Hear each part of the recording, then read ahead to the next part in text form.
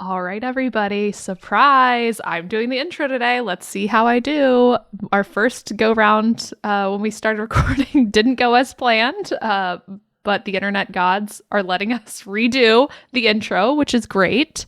But if you're watching on YouTube, or maybe you saw in the description, we have an amazing guest today. Bailey Hanna's with us, and she has just been an Instagram friend for a while now, and we're meeting in person. So I'm so excited. She knows so much about probiotics. She's a probiotic queen.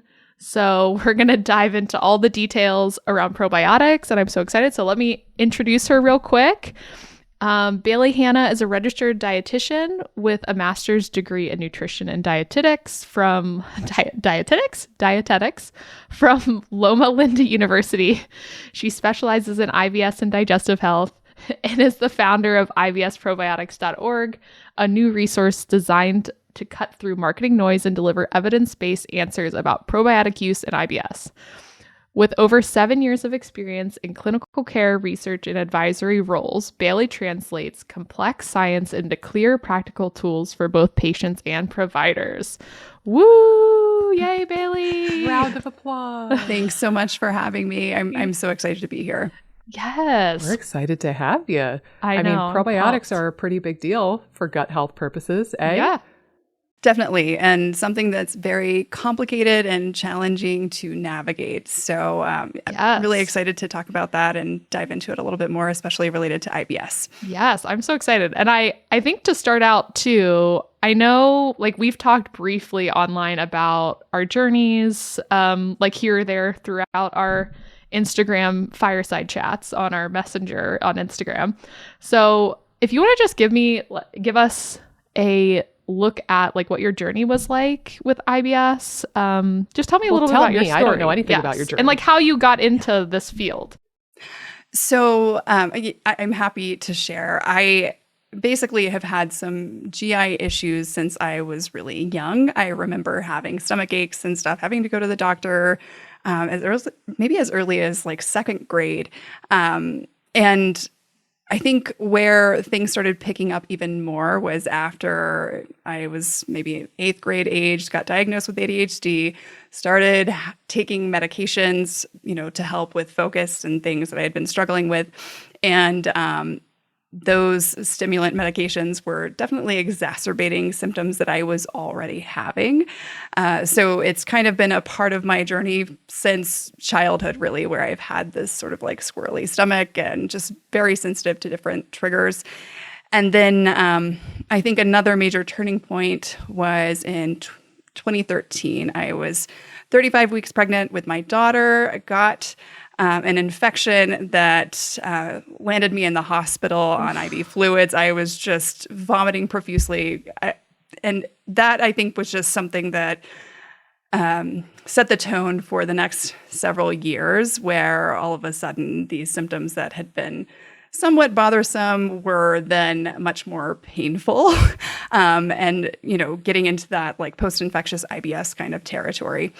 And now, fortunately, I don't have the pain component, but that whole experience led me towards my career as a dietitian. I think a lot of my work now has been inspired from this experience as a patient, being someone who is seeking answers and getting so confused by so much misinformation out there and a lot of like rabbit holes that I would go down that just didn't really lead me anywhere. And basically my whole career has been built on this premise of truth seeking and trying to dispel misinformation. So that's why I'm here, and that's why I'm creating resources like IBSprobiotics.org. I'm kind of confused though, because there's no misinformation in the gut health space. So like, why would you even bother, right? I mean, if I may lead with the first question out the gate, we were talking briefly about functional stool testing before we officially clicked record. And we were commiserating about and agreeing with the idea that maybe functional stool testing, like the GI map, but not limited to that test, is not all that it's cracked up to be. And maybe we have a lot of slick, shiny marketing telling people that we're going to give them definitive answers when in actuality, that's not the case. I'm curious on your stance here because a lot of practitioners, whether they use the GI map or doctor's data or Genova or whatever, will do this manner of probiotic prescribing where they will look at a stool test and they'll say, your bifido is low. Therefore, I shall give you bifido. And then they'll prescribe that way. And I confess, I did that for maybe a year or two until I started noticing that I was getting poor/no outcomes clinically doing that. What is your opinion on that idea of like trying to chase like this perfect amount of a species or a genus in a stool test and like prescribing a probiotic to make up for a deficiency that you see on a stool test? I think we're just not there yet. It's an exciting idea for the future, but there are so many limitations to trying to attempt that right now. For one, when you have a microbiome test, it is a snapshot in time of what's going on with your gut microbiota that can be influenced by so many different things, be it your diet, be it stressors. And we really just don't have the evidence to say that we can take that information and apply it in a clinical sense to help reduce symptoms. And so I think when it comes to especially looking at like a species level intervention, a lot of probiotics are working at the strain level. If you're looking to, fulfill some sort of function that's not happening by the native gut microbiota in that way, there's just not evidence yet to show that we can actually do that. And there's been one study called the Taylor IBS study that actually attempted to use microbiome testing to do personalized probiotic recommendations for people with IBS-M, IBS-D, and IBS-C. And while if you read the paper, they present their results as though they are beneficial, they use this tool called the IBS Symptom Severity Score to measure people's symptom improvement. And the average score reduction, I think overall, was around 38 points of a score reduction.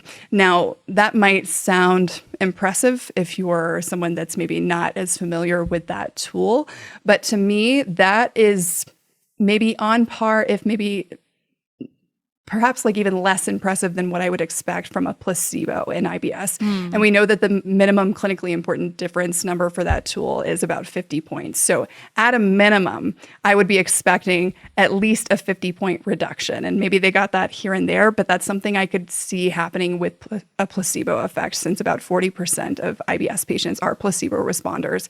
Now, if you compare that to other studies that we have using the exact same tool. For example, a probiotic called BioCult that was studied in IBS-D. That probiotic was given empirically. No microbiome testing, just, hey, people with IBS-D, we're going to try this. They achieved a 145-point reduction on the IBS Symptom Severity Score. So I think my biggest takeaway when it comes to microbiome testing and using that to prescribe probiotics is I'll believe it when I see clinical validation that it is superior to a flat out empiric trial. And right now, we just don't have that data. So I don't think it's a necessary step whatsoever. If anything, I think it may even lead people away from probiotics that may be best suited to them based off of their symptom profile. Yeah, no, that's so interesting. I think, again, I think as a layperson too, when they're reading studies, it sounds impressive that 38 points. Hey. Yeah, it's great, right? Yeah. But I think that placebo element is so huge. And it's kind of crazy how the brain can do these placebo effects. It's crazy looking at the data, but taking that into account, I think is really important when you're assessing effectiveness of probiotics. So yeah, that's awesome. And I like that. I didn't even know that there was a study where it fairly newer? Or? It was just published in 2025, so very recently. Oh, published. Cool. How cool. We're getting the cutting edge, newest science here on the IBS Freedom Podcast. But yeah, in terms of like, if someone's looking for a probiotic or looking for what probiotic might suit them, I know that your new site, or how long has that been around? I think is that like maybe 6 months, or how long has that been in the works? Yes. So I would say I've been actively promoting it for about 6 months. It's been in the works for years, though. Okay, there cool. was years of research that went into doing all of the behind the scenes work, doing all of the research. So I would say I've been working on it actively for 2.5, 3 years, but it's, become more available the past 6 months. Yeah, no, it's really awesome. I would highly, highly, highly recommend people go to ibsprobiotic.org, correct? Is that the right? Yeah. Okay. IBS Probiotics, so S at the end. Okay. ibsprobiotics.org is so excellent. And I love how you break everything down in terms of symptoms and what's been studied, and how you're using, clinical strength of research, research strength to measure how much evidence there is to support the use of certain probiotics for certain symptoms. But tell me a little bit about that resource too. Or tell the audience too, and me. Yeah. So basically, this whole project started out as me, just wanting to do kind of a deep dive into the world of probiotics for IBS, because I felt like I would see, casual recommendations here and there for different probiotics that, had a lot of marketing funding related to IBS. And it was kind of contradictory with different guidelines that I was seeing. And, I had just people I was encountering either as a clinician or just personally that were trying different things and weren't really getting any results from that. And so I was thinking it would be really interesting to go through in a really granular way, in a way that most of us as clinicians just don't have time to do in a clinical setting, and see which probiotics are actually helpful for specific IBS symptoms, or what's even been evaluated. So I did that, and I found 67 different symptoms that had been evaluated throughout the literature that I could find. Grouped those into about 10 or so different kind of categories where they kind of fit. And from there, realized it would be really interesting if I would be able to evaluate these things from a statistical perspective. So brought in a statistician that helped with creating an evidence grading system so that we could get better head-to-head comparisons, and not only look at just, what did this specific probiotic help in terms of symptoms or not help, but can we independently validate that the stats that were reported accurately? Can we actually do our own calculations to make sure that those were accurate? And can we look beyond what, maybe I might look at as someone who's a clinician that has a little bit of exposure to stats from school, but I'm not a statistician, right? I can look at things like a p-value to see if something's statistically significant, but that just tells us that there was a change. It doesn't tell us about the magnitude of that change. So bringing in the statistician allowed us to calculate something called an effect size, which is basically a measurement that's telling us what is the magnitude of benefit that a probiotic is able to achieve compared to placebo, because we only brought in placebo-controlled trials, nothing open label, again, because of placebo response rate in IBS. And so the end result was kind of this interesting user-friendly tool where, someone could log onto the site, use the quiz function or different sorting features that we have put on the site to look for symptom-specific effects that are relevant to them, if somebody has diarrhea or bloating or whatever it may be, and actually find evidence for probiotics and sort through the evidence that is strongest in terms of the magnitude of effect and strongest in terms of just the quality of the evidence, right? And I think that's kind of a summation of what the tool is. I don't know if that explains it well. I know it's kind of convoluted, but I think it makes a lot more sense if you visit the site and kind of play around with it. But yeah, that's the gist. Yeah.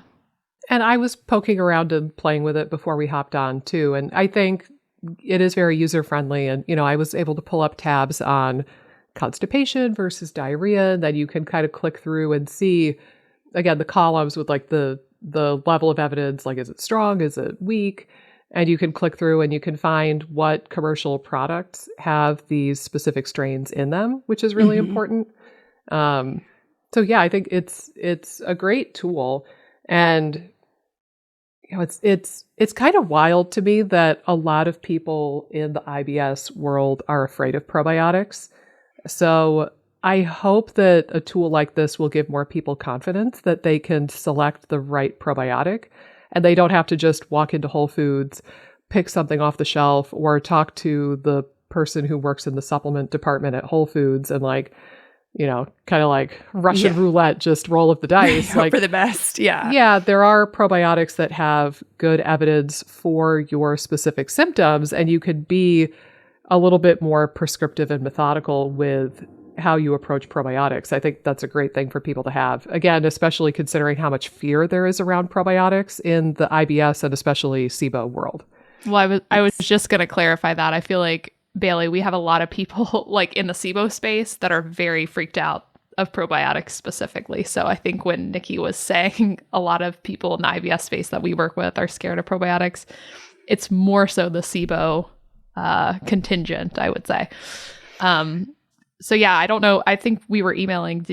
Could you speak a little bit about like SIBO and probiotics? Sure. So, I mean, I definitely know a lot more about IBS and probiotics, but I think what I can say regarding SIBO and probiotics is that there's not as much evidence there. It hasn't been studied quite as much, but there are some studies that have evaluated different probiotics in the context of SIBO. One in particular, Spilardi CNCMI 745 has actually shown some promise in SIBO, more so than I would actually say it's shown in IBS. And I think could be one that clinicians might consider as an adjuvant therapy when someone's taking an antibiotic, particularly because it's also recommended for the prevention of antibiotic-associated diarrhea. So I think you could make multiple clinical justifications there.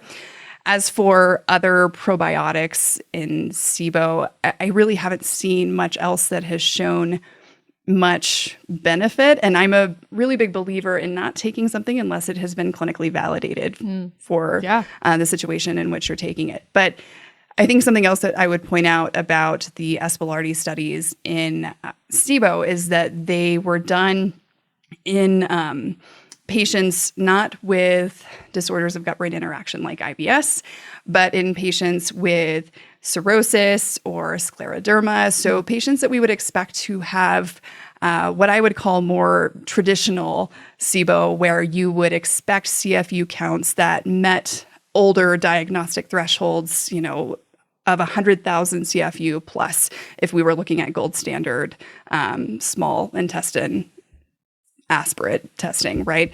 Instead of breath testing. So I think that is kind of an interesting distinguishing factor.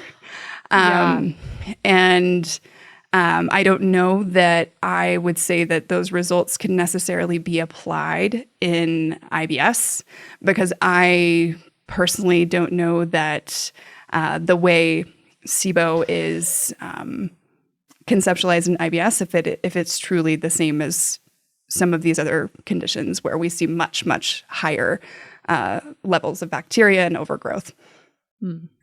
I concur. And I know we've talked about this a bit, Amy, and I have some YouTube videos about this. I've come to call it like old school SIBO. Like if you were diagnosed with SIBO in the 80s, 90s, or maybe very early 2000s, and again, you were getting like 10 to the 7th to 10 to the 9th CFU per ml, like that was whoa, SIBO.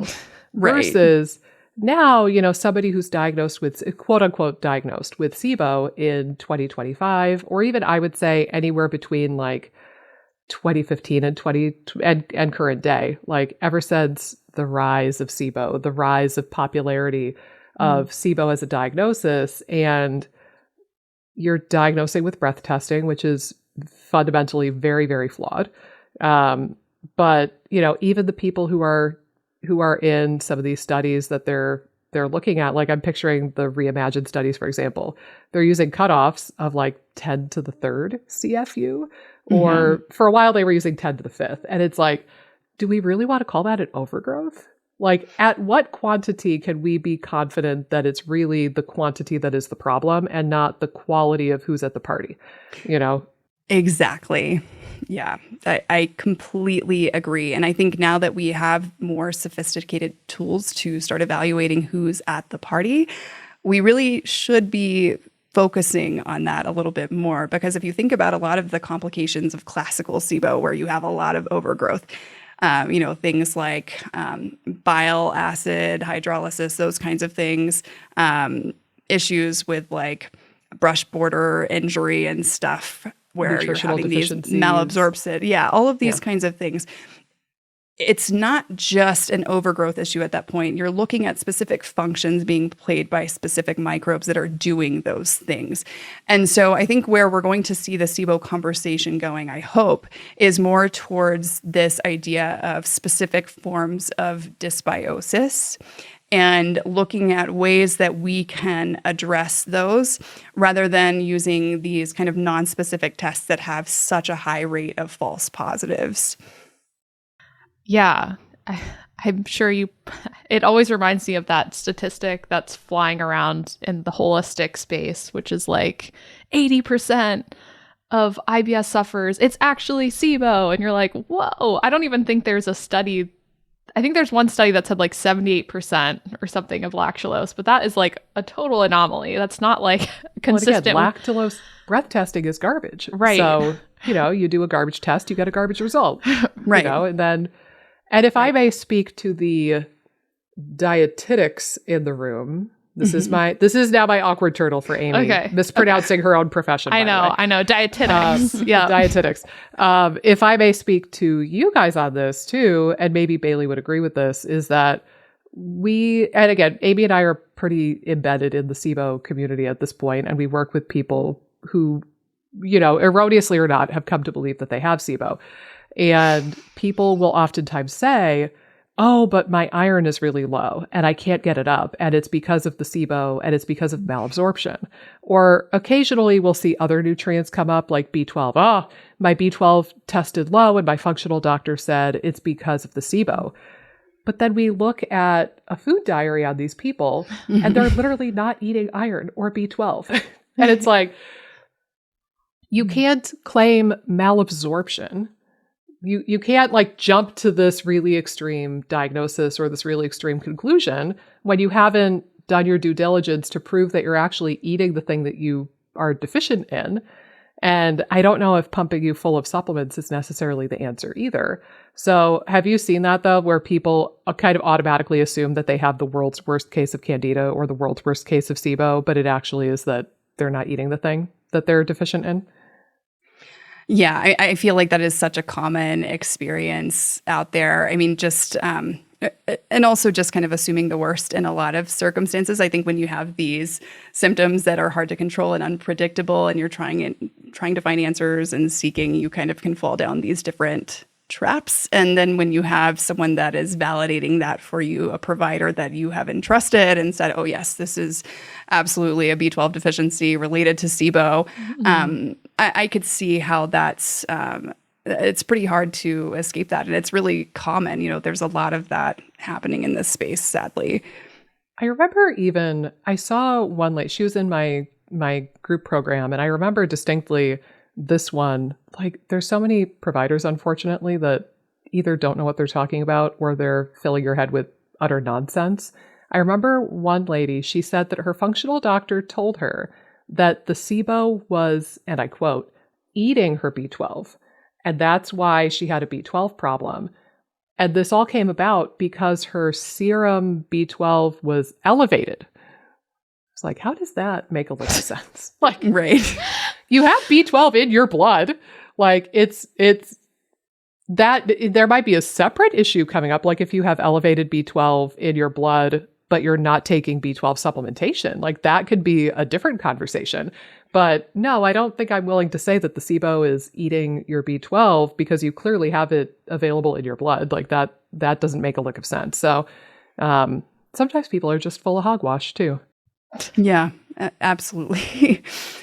Yeah. Well, I was just going to add, I think because SIBO, like we were discussing, is so willy-nilly diagnosed and people are associating it with old school SIBO, like new age SIBO, there's no differentiation there.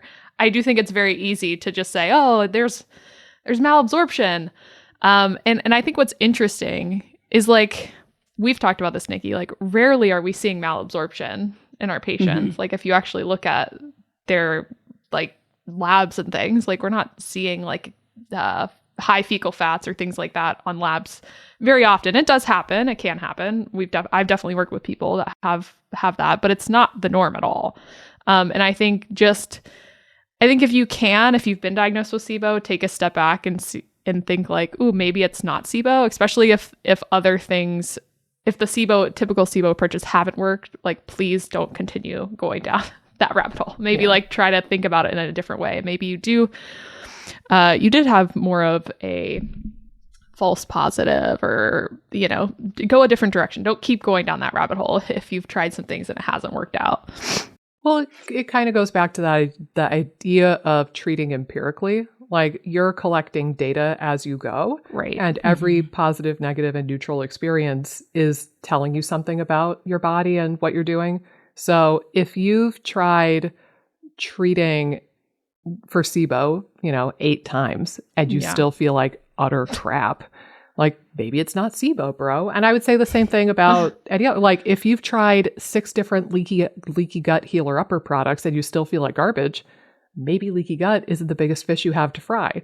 Or, you've tried 8 different antimicrobials for candida. Like at some point you need to question if you have the correct framework or if you're chasing a wild goose, And that happens a lot with SIBO. I think that people will get so wed to the diagnosis, like it's validating, it makes sense to them. They finally have something that they can focus on and this framework, and it's easy to get kind of lost in the weeds on that.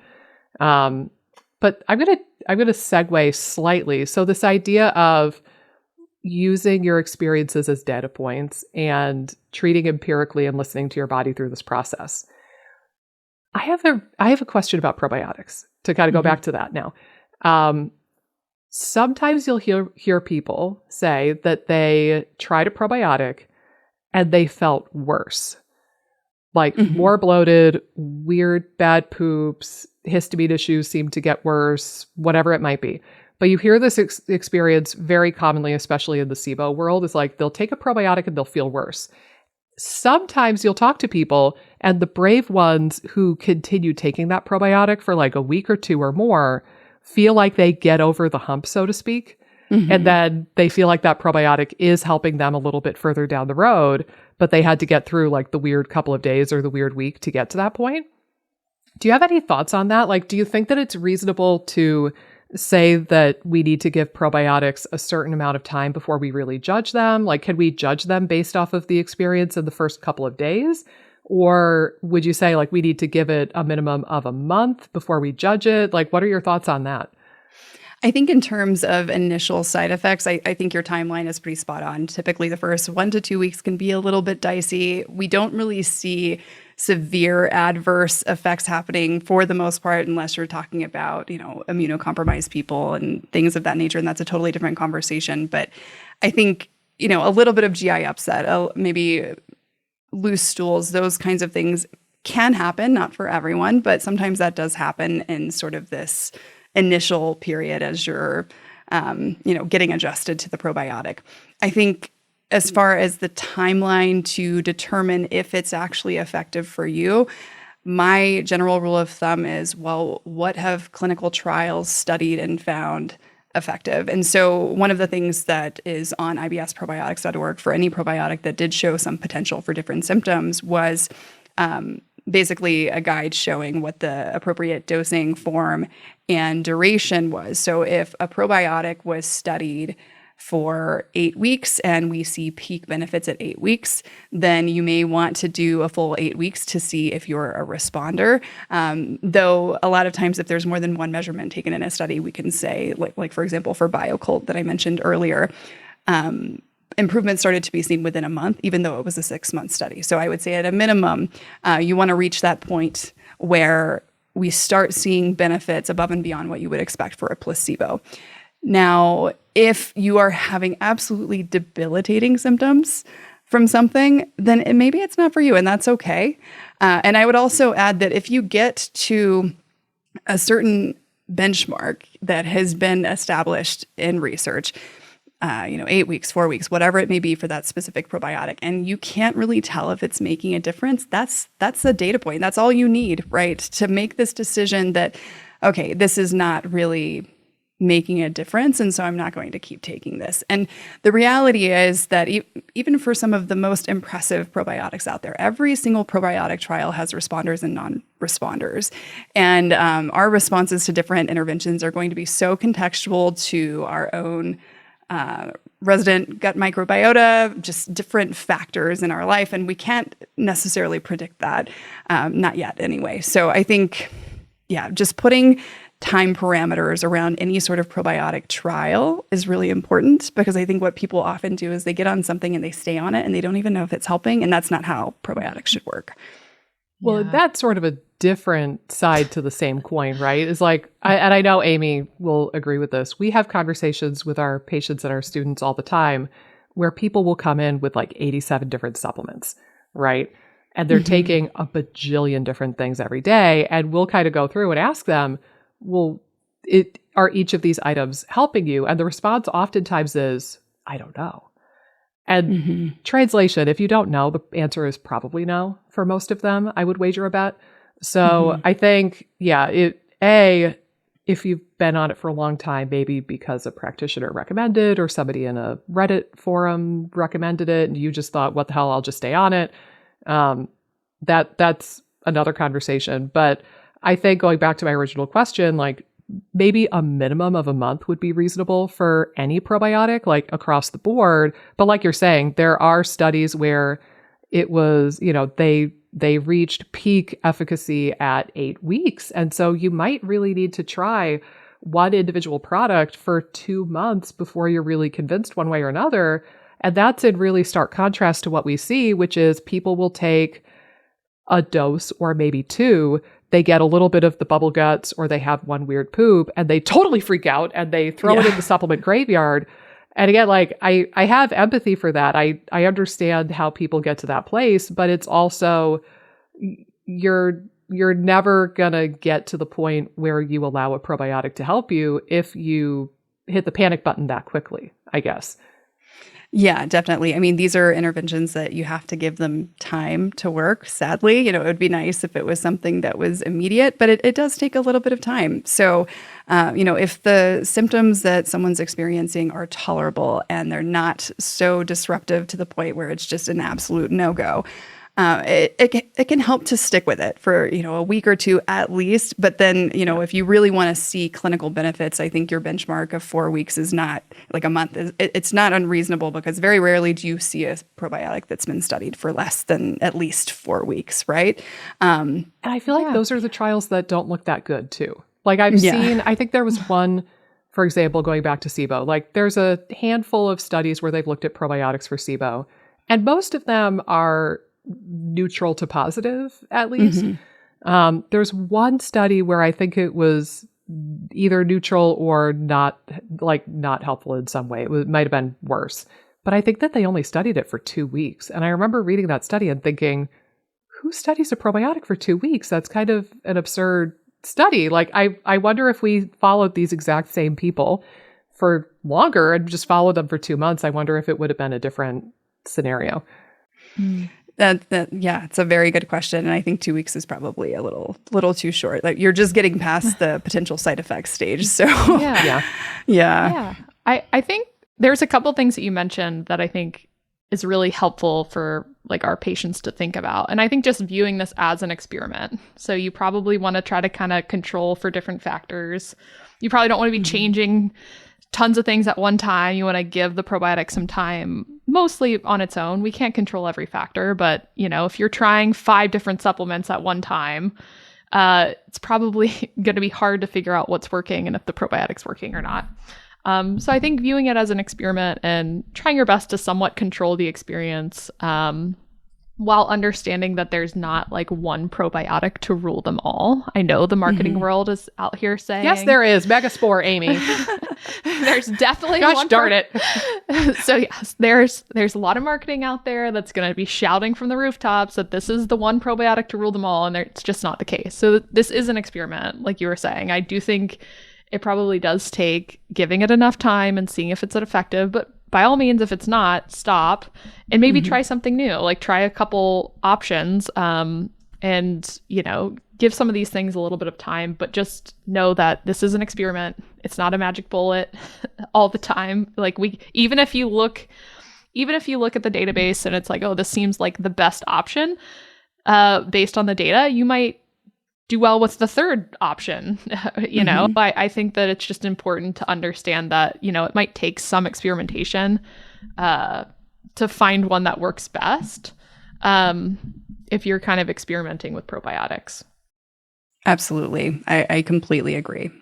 Well, and to go back to what Bailey said too, I appreciate that you said even for like the best studied probiotic, there's always going to be non-responders. Yeah. Right. And you could say the same thing for any herb or any antimicrobial or any, you know, intervention that we're using. It's or like the low FODMAP diet. Like low FODMAP helps a lot of people with IBS, and they could be triggery foods for a lot of people with IBS, but not 100%, not totally across the board. So there's always going to be that kind of wild card that nothing is going to be 100% for 100% of people 100% of the time. And just kind of living with that reality and being open to some experimentation is going to be important. Interestingly, to go back to this idea of like not feeling so good for maybe a couple days or a week and needing to push through that hump, I had one follow-up question on that too.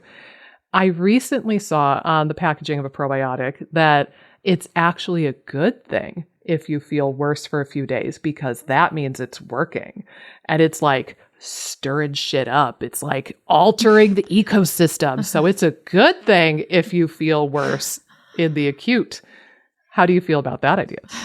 I don't know. It's given bad vibes. I don't trust it. I don't know that anybody can ever convince me. Like it's actually great that you have diarrhea right now, and you know, actually, it's not. It's not great, and we can just accept that and kind of lean into that reality and say, okay, this is a potential side effect, and if this prolongs, I'm probably not going to keep up with this. So it sounds like something a manufacturer would say if it's a really pronounced problem, maybe, because I do think that there are some probiotics that maybe are a little bit worse for provoking such symptoms than others, of course, contextual to the individual. But no, I think, I don't know that I would lean that heavily into this idea. Yeah. I laughed when I saw it. I think like that might be an interesting reframe for some people. And, you know, maybe there could be a molecule of truth to it. But yeah, it sounds a little bit marketing-ish to me. But I did chuckle because it felt very in line. Amy, I don't know, did it conjure feelings of like die off with the antimicrobial world to you? 100%. Because I've had many people over the years ask me like, oh, I started these antimicrobials and I don't feel a die-off reaction. Like I don't feel worse. Oh no, it's not working. Does that mean it's not working? And it's like, whoa. I don't think you have to get a die-off reaction. Like you don't have to feel like garbage in order to feel better from an intervention. Like, but this idea of, oh, if you feel worse, that just means it's working. Like that's so embedded in the gut health world and the functional community. And quite honestly, I think that sometimes it's an excuse from providers of like, oh, I refuse to acknowledge that the diet or the supplements I gave you could actually make you feel worse. And I don't want to look bad. So I'm going to reframe it for you and just lie straight to your face. And I'm going to tell you that it's a good thing that you have diarrhea right now. And that means that the detox or the cleanse that I prescribed is working real good. It's just, it's so pervasive in this world. Yeah. That's very unfortunate sort of branding of this whole situation. That's called a side effect, and it's not ideal. It's not something we're hoping for. It happens, but not like, it's not a good sign, I would say. Yeah. I mean, like we said, there might be some scenarios where you need to push through a little bit of weirdness or a little bit of discomfort to allow the probiotic to really shine and show you its stuff. But it's also not necessarily like a great thing to celebrate if you're feeling garbagey from a new probiotic. Like there's the extremes, like there's some truth somewhere in the middle, I guess, is my point. Yeah.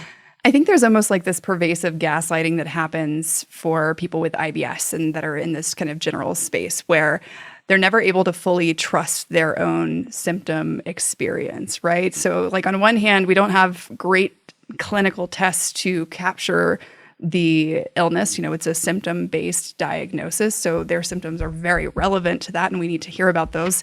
But then on the other hand, you have these sort of alternative practitioners that kind of invalidate their experience, tell them that they should not be really listening to that, or that it's, this is just a sign that it's working, or using these tests that lack proper validation to determine how someone's doing, even if they feel like crap, right? You would think that it's incredibly valuable to us as clinicians that someone is able to be introspective and tell us about their experience with their symptoms, rather than relying on these things that really can't tell us a whole lot about that. So it's unfortunate. And I think a lot of people in this space need to get more comfortable with leaning into that experience and not personally invalidating it and disregarding people that invalidate it in different ways, whether it's with tests that aren't validated or, Yeah. Sorry, I had to sneeze. Sorry.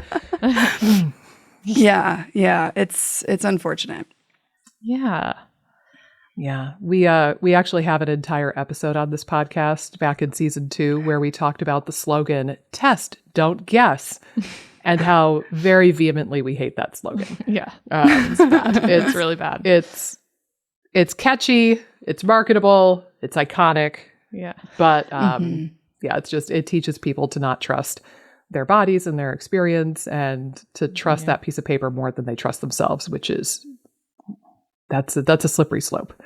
Absolutely. Yeah. I wanted to, so we've talked a little bit about like probiotics for SIBO testing. I want to talk like specific strains that you've found in your research that seem to be like your favorites for IBS. Obviously your tool kind of has, even where you can put in both symptoms, so like, or multi-symptoms, and kind of see which probiotic kind of comes forth as maybe being the best option to try first or second. But tell me a little bit, I think first it might be helpful to talk a little bit about the difference between like species and like specific strains, because I think that's something that people just are not paying attention to at all.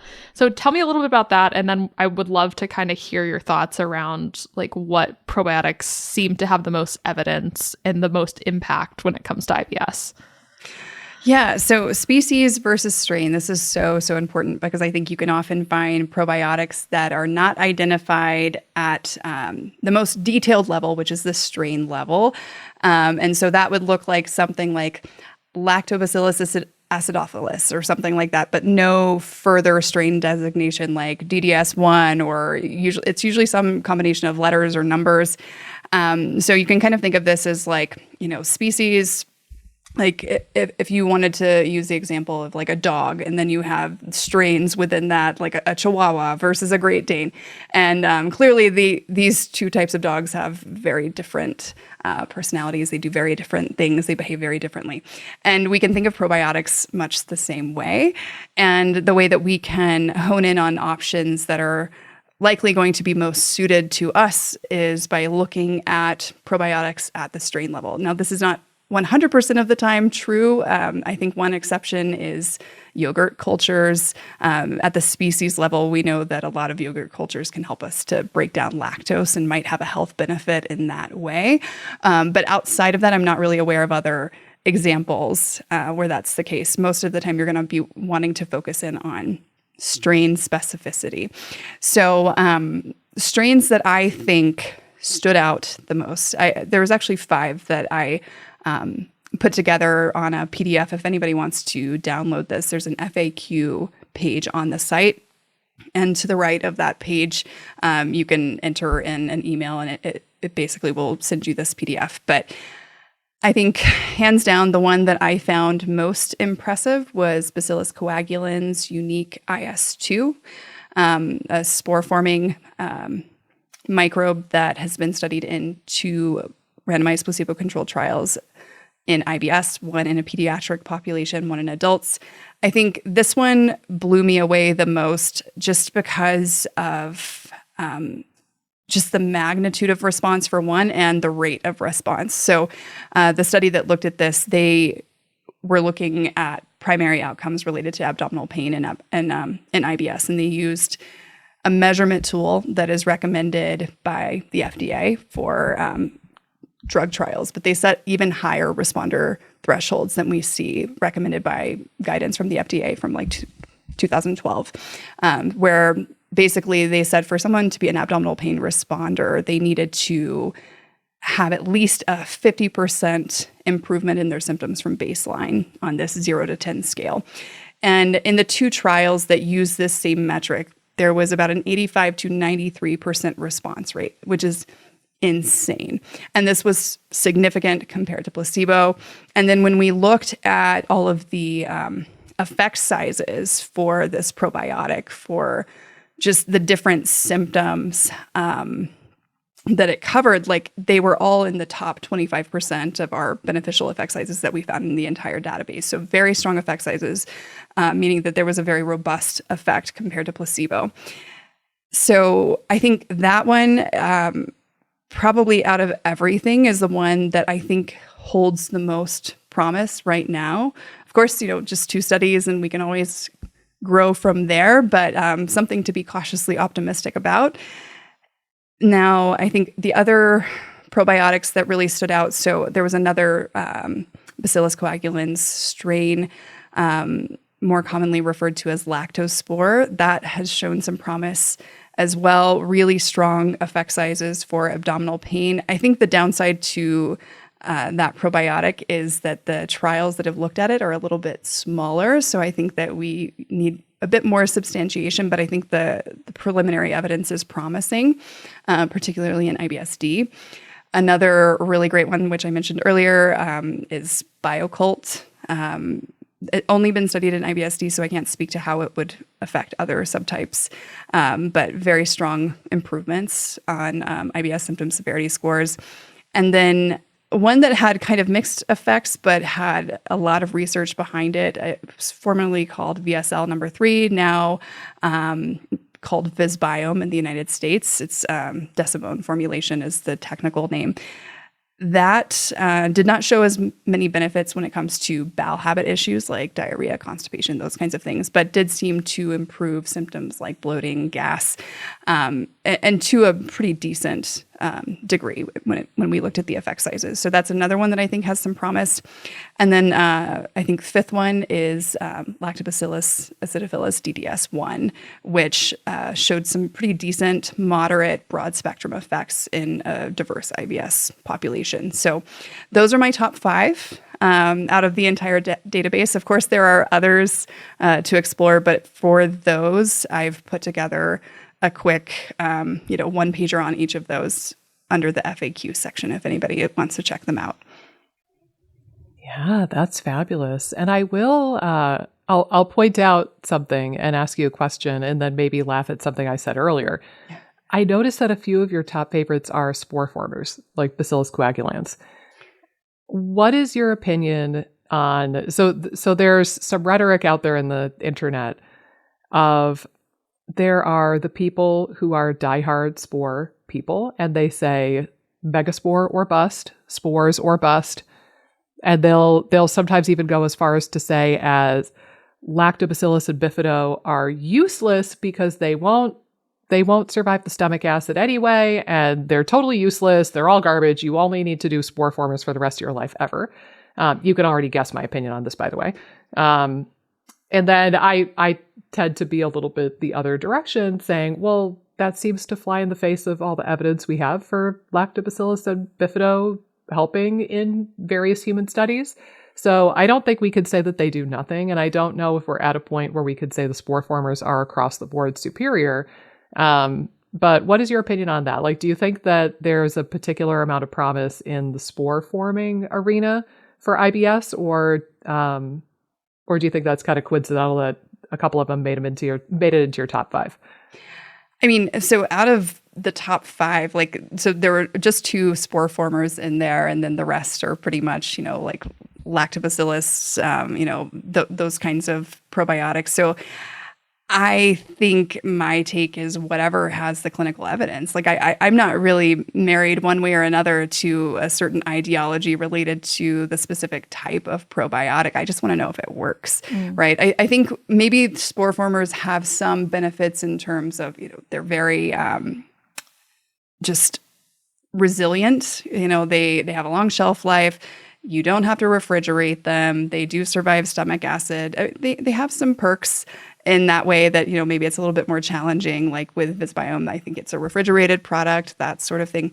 But that doesn't mean that it's not potentially very helpful and maybe even the best fit for someone on an individual level, right? If they try these different things. So I think if we put ourselves into certain camps, we just limit our options, and I don't really see the need for that. So I don't really have any specific preferences other than what's been most impressive. And that just so happens to be B coagulans unique IS2, in my opinion.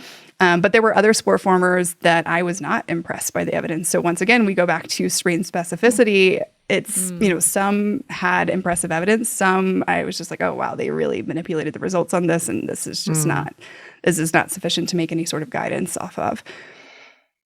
Yeah. Well, and to your credit, I think it's cool that you actually found a statistician and looked at the data that critically, because it's, I think somebody who has gone through school and knows how to read research up to a certain point, sometimes I'll pick up on patterns like that, oh, they really took some liberties with when they wrote the abstract here, but when you read the paper, it doesn't hold up, or the data not being super convincing. But I think about the level of understanding that a layperson might have in reading the research and how easily they could potentially be swayed by a title or an abstract that looks really cool and sounds convincing and has marketing potentially behind it, versus clinicians, again, maybe some potential still to be swayed, versus you had a statistician look at it and really calculate these numbers and look to see which ones performed the best. So I give you a lot of credit for doing that. I think that was an extra step that really probably benefited the product that you launched here, the website. Yeah. Oh, thank you. Yeah, I feel like it was essential. I kind of got to this point where, I was seeing probiotics that had mixed effects for certain things. And how do you make a final judgment call without someone kind of analyzing it from, a statistical kind of perspective to basically conduct what was many reviews for each of these different probiotics that had separate studies, and also plugging in calculations to say okay, we're going to recommend the dose that showed the most pronounced effect if there were different doses administered in different studies where we saw the same beneficial effect. So I think just bringing in that level of expertise and kind of admitting to myself, okay, this is not my wheelhouse. I can get things up to this point, but this one study of a really prominent brand didn't even include p-values. That looks a little bit suspicious. I wonder what would happen if we calculated those, I think I agree that I think the product was a lot better by me being able to say okay, this is, I only understand two so far. And I want to make sure that we're getting the story right here. Yeah. You were humble enough, self-aware enough to realize that wasn't necessarily your training or your expertise. And then you brought somebody in to help with that. So yeah, I give you credit for that. I had a question too. I know we're coming up on time. But I think this is an interesting one that I've gotten from patients. And I think I know your answer, but I think our audience would love to hear it. So do you think everybody should take a probiotic, even if their gut symptoms kind of go away? What do you think the length of time someone should take a probiotic? Should they take one forever? Yeah, so I would say, in general, I don't think everyone across the board should take a probiotic. If you do not have some sort of specific need that you are trying to address, some sort of specific symptoms that you are looking to, mitigate in some way, that have been backed by evidence and randomized placebo-controlled trials, I would say you're better off investing your time and energy into other basics, maybe incorporating some fermented foods, eating, more fiber-rich meals, aiming for more diversity in your diet. Put that money and your resources and your energy towards just the foundation. Now, if someone is looking for specific and tailored effects, then they might consider trying a probiotic. As far as if there is a cutoff to that or a certain timeline, I think one of the biggest limitations we have right now is we don't have much long-term data on probiotic use really in hardly any conditions, right? So it's kind of hard to say, and it comes back to having to really rely on our own symptom experience, maybe doing a full trial. What happens when you stop taking it? Do your symptoms come back? How frequently can you maybe get away with having to take it? Because, for example, some of the studies that I was analyzing, they would do follow-up checks 2 weeks after stopping the probiotic. And some of the symptom benefits, I mean, they would persist, if not even be more pronounced before eventually dropping off. So it's possible maybe if someone's really benefiting and they notice that symptoms come back after a while, that they could start to time that because, these are expensive, sadly, and it might be nice to figure out, okay, what's the bare minimum? What can I get away with taking and still achieve the benefits I'm looking to achieve? So I wish there was a standardized answer.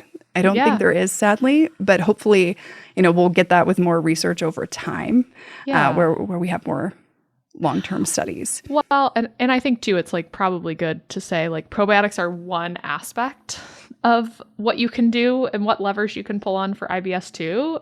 So like, what if for some people too, there might be a huge component in a different area. Maybe it's like, you need to clean up your diet or change your lifestyle a little bit or sleep. Yeah, more sleep. Or I have had some clients who like their mother-in-law was living with them and they're like, every time I leave, I feel better. And I'm like, it's the answer. Like I figured it out. You need to get rid of your mother-in-law. So yeah, I mean, I think, situations like that where there is a big stressor, whether it's like more of a physiological stressor, like they just don't eat a great diet or, maybe their sleep's not optimal, like maybe work on some of these other things too. And I think that can help, maybe get you to a point where you don't need to rely on probiotics as much. Probiotics could be like kind of great while you're working on some of those things. And sometimes I think probiotics could work long-term if you feel like they are a strategy that seems to help and you're doing some other things. But I think it's good to sort of realize there are some other levers that you can pull on too. And probiotics are very helpful, but usually they aren't going to like right the whole ship by itself.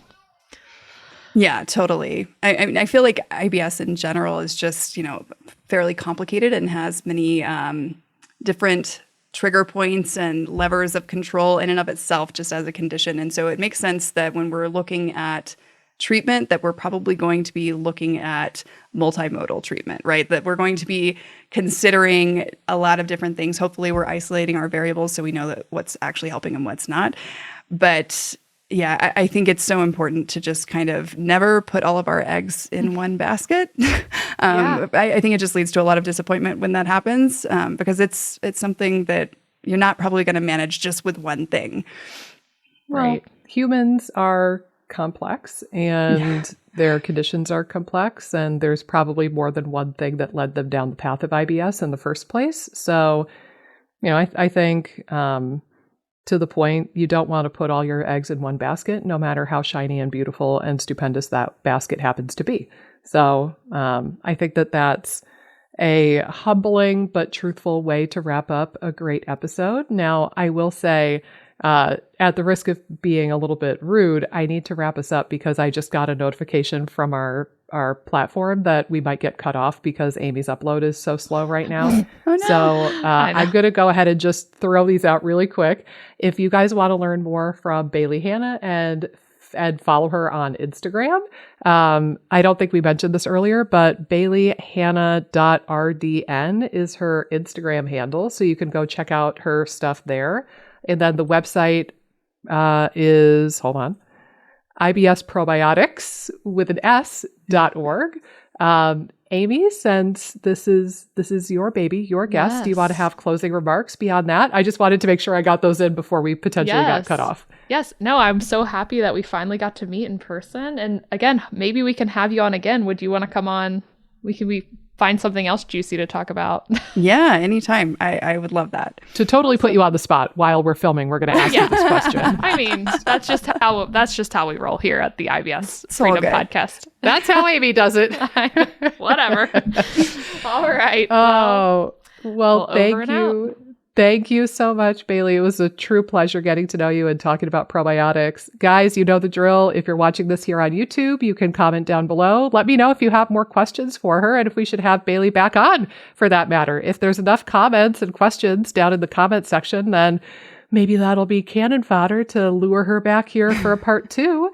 And as always, we will see you right back here for another rip-roaring episode of the IBS Freedom Podcast. Until then, take care of yourself, tone your vagus nerve a little bit, and we will see you before you know it. Take care.